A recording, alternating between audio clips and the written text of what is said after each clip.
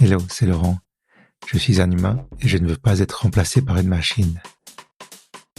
Cela fait de nombreux mois, même une année ou deux, que je voulais faire cet épisode. J'ai observé l'intelligence artificielle prendre de plus en plus de place dans notre vie. Elle s'invite partout, sur notre téléphone, sur nos applications favorites, sur les réseaux sociaux, devant nos yeux, dans nos oreilles. Qu'on le veuille ou non. Qu'on le sache ou pas.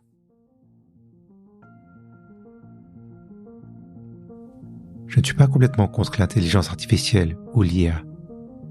Oui, je la connais un peu mieux. Alors je l'appelle par son petit nom. J'ai essayé d'éviter le sujet, mais l'intelligence artificielle est devenue incontournable et insaisissable. Elle est cette cible mouvante qui ne s'arrête jamais, qui grandit sans répit. Elle était d'abord cette nouveauté, cette curiosité qu'il fallait essayer. Toi aussi, tu as probablement déjà joué avec. Puis, tu lui as peut-être donné quelques petites tâches, pas trop importantes comme corriger un email, traduire une phrase.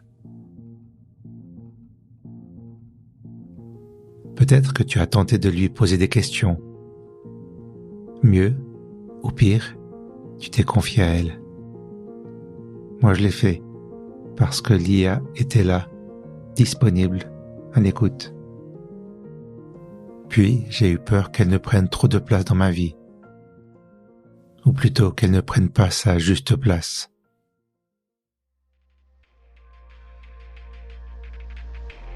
Bienvenue dans Puissante Panoplie, l'émission qui explore les instruments pour naviguer sereinement dans les océans numériques.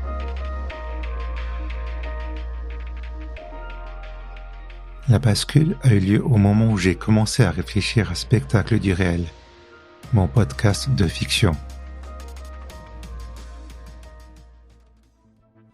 J'ai un rapport conflictuel avec la phase d'écriture. Cela représente une épreuve pour moi. Je suis heureux lorsque j'arrive au bout, mais je n'ai pas le sentiment que c'est mon point fort, que ma voix ou mon style sont uniques.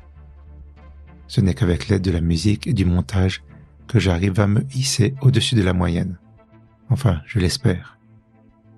Alors voilà, le processus d'écriture est lent, interminable. J'écris pendant de longues minutes. Je regarde le compteur de nombre de mots qui bouge à peine.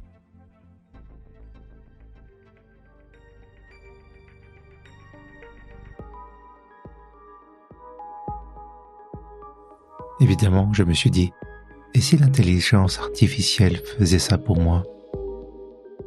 Je lui donnerais un sujet, une direction, un style, et j'obtiendrai un premier jet. Sans surprise, l'IA a été très rapide, et en quelques secondes, j'ai eu un bloc de texte massif et indigeste. J'ai plongé dans ces phrases mal écrites, jonchées de lieux communs et d'expressions mal traduites de l'anglais. J'ai cru reconnaître des styles d'autres auteurs, sans pouvoir définir des origines précises. À ce moment, j'ai pris conscience que l'IA est cette gigantesque machine qui avance inexorablement, qui avale tout sur son passage, digère mal et recrache tout sans discernement.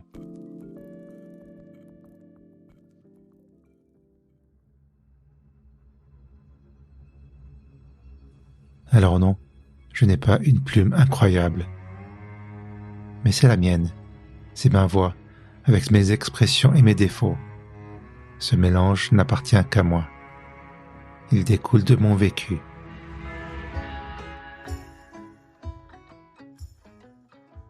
Dans le deuxième épisode de Spectacle du réel, j'ai écrit cette phrase.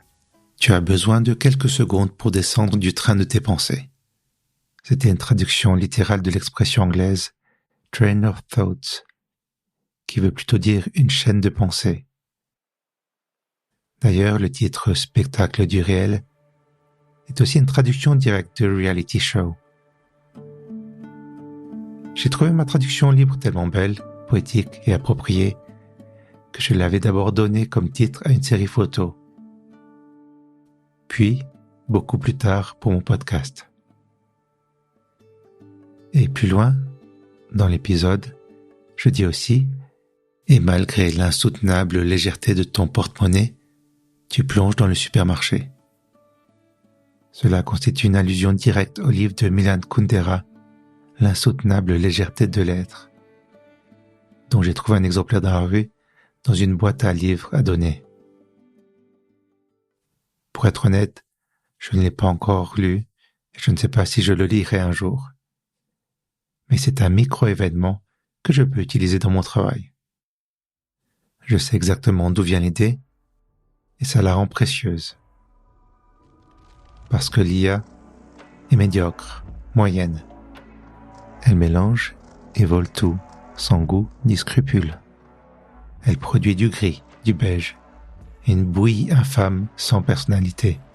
Elle contribue à ce phénomène d'uniformisation où tous les textes sont écrits avec la même structure. Les images ont une esthétique trop lisse et les musiques manquent d'audace.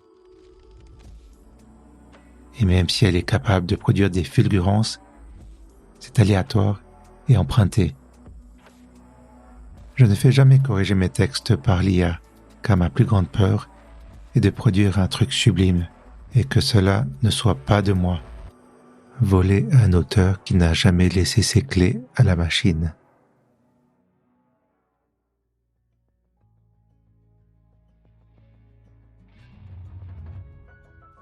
Si un texte est génial, je veux être sûr à 100% qu'il soit de moi, et s'il est mauvais, aussi. L'intelligence artificielle va uniquement nous remplacer si on la laisse faire, si on lui donne l'opportunité de faire notre travail. C'est à nous de choisir les tâches que nous souhaitons lui confier.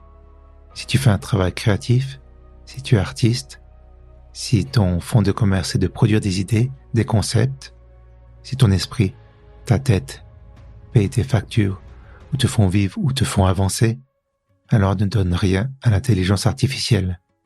Ne perds pas ta voix, ta plume ou ton caractère. L'IA peut te remplacer, mais en faisant du sale boulot.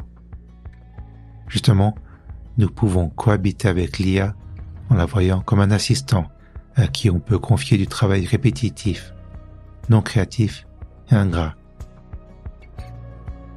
Même si elle imite les comportements humains, elle reste une pâle copie, une machine sans sentiment. Le monde a besoin de toi et de la richesse de ton esprit. Tu es unique.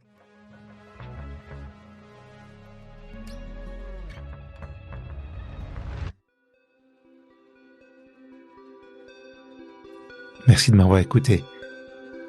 Cet épisode a été écrit et réalisé par Puissant Bazar, donc moi, Laurent. Si tu as des questions ou des remarques, envoie-moi un mail à laurent@puissantbazar.ch. Je reviens dans un mois. D'ici là, prends soin de toi et à tout bientôt.